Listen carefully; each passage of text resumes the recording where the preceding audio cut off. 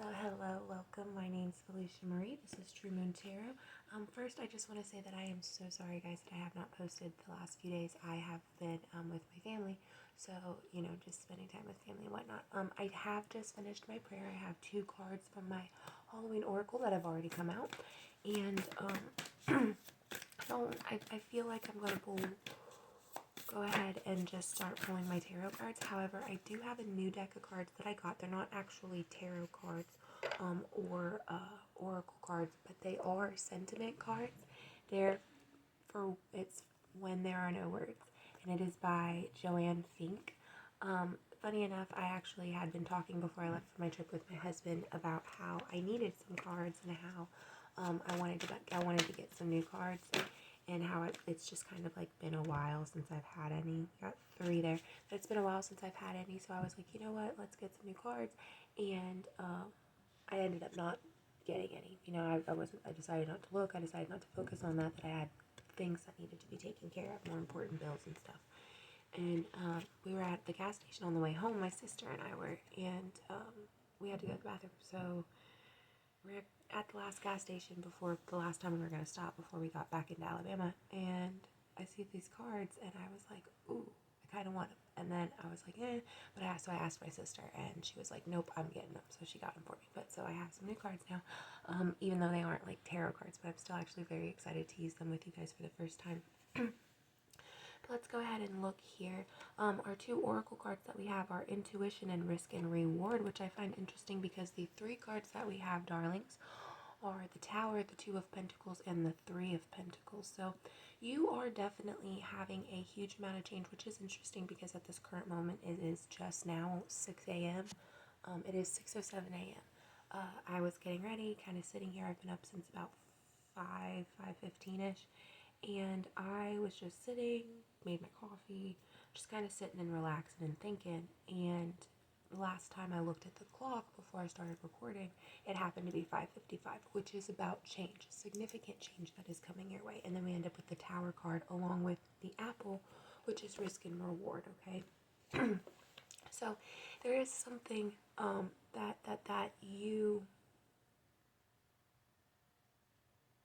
there is something that you are aware of within your life that you're kind of debating on which direction you want to go. I feel like it has something to do with you being envious of other people's things, or you seeing excuse me, or you seeing a life play out that is for some reason you're viewing these 2 different paths. Okay, you see one path that you could go where or you're envious of somebody who appears like they have everything, right, but they don't. Okay, that's what this was at the bottom of the deck. This is the 5 of Pentacles card. So it's interesting that all of our tarot cards that we have pulled are Pentacle cards, 2, 3, and 5, minus of course the tarot, or the Tower. I said the Tower card. I don't necessarily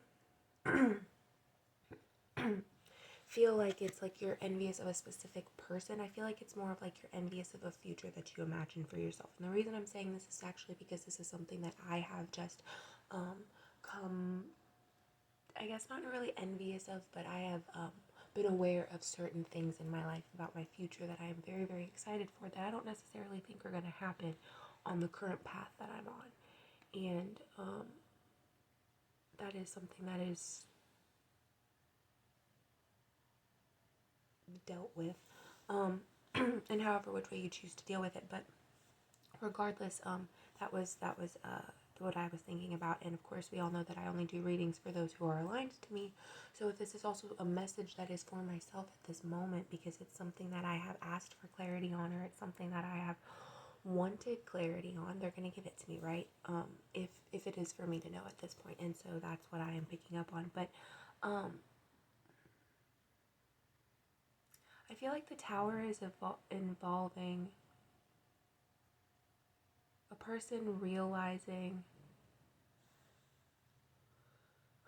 the way that I'm seeing this is I'm looking at this 2 of Pentacles one of 2 ways. The first way is that a certain person is seeing that they don't necessarily need to be a part of something or a part of a partnership in order for them to succeed. And then I'm also seeing it as somebody who has two choices, sort of, when in reality, the only choice that you should be making is the one for yourself and the one about yourself, right? And then with the Three of Pentacles, I'm looking at it more as like somebody who has worked very hard to build a life, who has built a nest, right? Because in this particular deck, it appears as if it's a nest, right? And you have the other crow back here who's getting one, but this one's picking up one about two.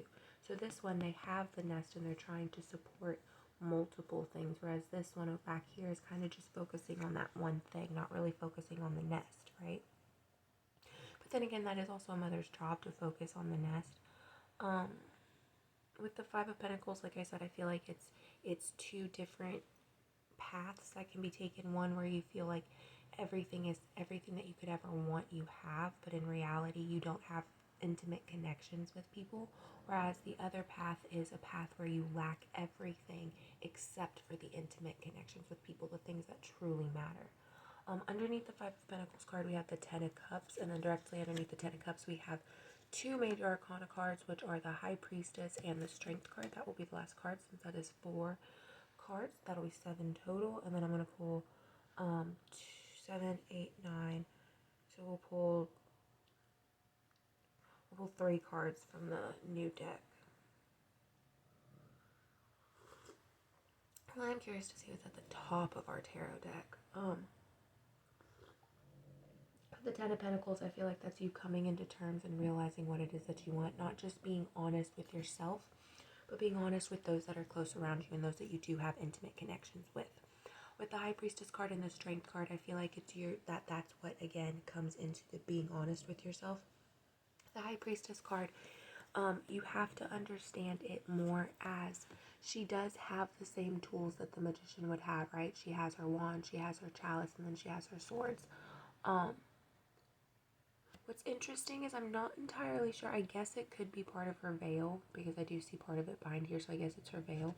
But for some reason, looking at this in my camera view right here, this looks also like another sword. It almost looks like it's a white sword, and then this one looks like it's a black sword, right? So it would be a sword for action and a sword for, or I guess it'd be the swords of justice. That's where we're going with that. That makes sense.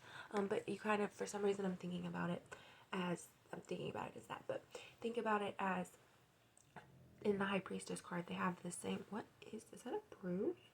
Oh no, it's chocolate. I ate some chocolate before I went to bed, and apparently I have some on my hand. Sorry guys. The High Priestess, she has the exact same tools as the Magician. I totally forgot the pentacle right there, but she has the exact same tools as the Magician, except in this particular instance, she is standing on the moon, which means she's embracing the things that aren't seen, embracing the things that aren't necessarily always in the forefront of somebody's focus or in the forefront of somebody's mind. It's the things that are less seen, or the things that hide in the shadows, or your subconscious things, right? And then we have the Strength card, which also has another infinity sign on it. It has an infinity sign here, which the Two of Pentacles is an infinity sign. So I believe that this relates to being strong within your own abilities, being strong within your own self, okay? What is at the top? It's the Page of Cups, which is interesting because I wasn't going to say this, but we have the Page of Swords at the bottom of the deck, so that would be 2 pages, so that's the beginning of an action, right? Wow, that moved a lot. The beginning of an action. The starting point of something almost, right? You know a little bit about things, but you don't necessarily know everything. You're still maybe with that Page of Swords. There's some things where you're kind of impulsive, and that's why you haven't really made a decision yet, because you know you can tend to be impulsive. And with the Page of Cups, it makes it even more so that you tend to be impulsive because you go with your emotions. You allow your emotions to have to be the flow of your aura, to be the flow of your energy, right? That is why you are so fluid in your actions, why you are so mutable in who you are, and why you are able to communicate with other people who most people can't necessarily communicate with. Which is why you're able to think of these 2 different possibilities, or these 2 different timelines, or able to live in your High Priestess self, even if you are a man.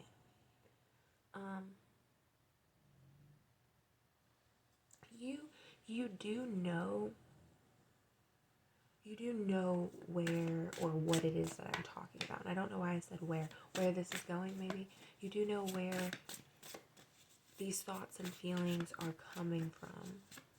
Maybe it's rooted in your childhood or rooted in how you grew up. It's a part of who you are, but you don't necessarily know how to for it to not be. So we are going to pull however many of these lovely when there are no words cards, which so they have like sentiments, like Bible verses and things just for hope and faith. Okay, so what believe in miracles. Miracles are seen by those whose hearts and minds are open to them. Okay.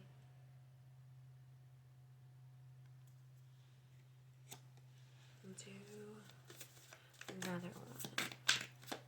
That's funny because that is kind of where we're going with this. That's kind of what the High Priestess and the Ten of Cups card is saying, or the Page and the Page of Swords and the Page of Cups.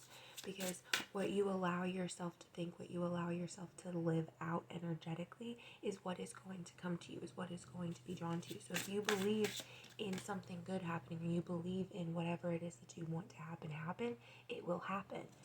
It may take some time, but and a little bit of focus, but it will happen. Ooh, this is one that I can color. God is our refuge and strength, always ready to help in times of trouble.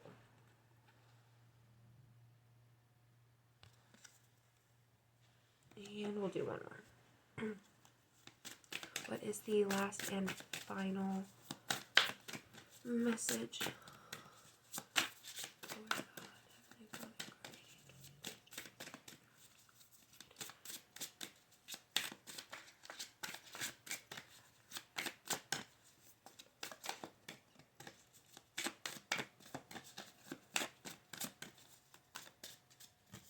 We got two. Okay. Here's another one I can color.